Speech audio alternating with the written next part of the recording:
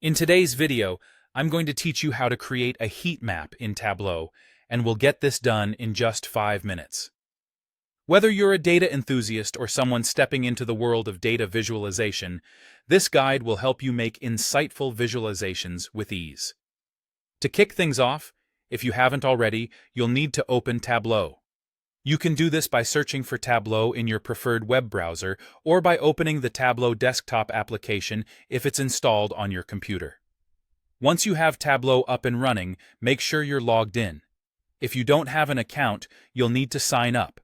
It's a straightforward process that won't take up much of your time. With those initial steps out of the way, it's time to open up your worksheet. Think of the worksheet as your canvas for creating visualizations. It'll be a vital space where all the magic happens and where you will bring your data to life. Next, you want to drag dimensions onto the rows and columns shelves. This action forms the basic structure of your heat map. Think of dimensions as categories or groups of your data that will help frame your analysis. Then, you'll need to drag a measure onto the color shelf in the marks card.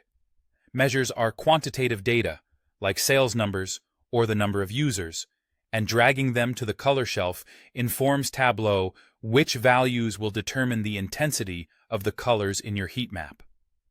Now, for the core of your heat map.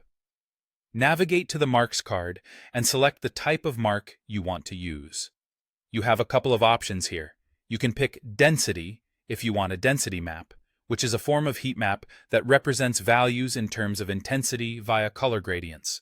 Or you can go with square or rectangle for a traditional styled heat map.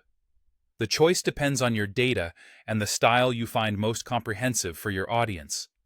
Once you've got the format down, it's time to adjust the color palette and intensity.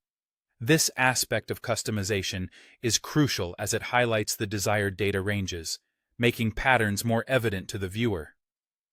Adjusting colors isn't just about aesthetics.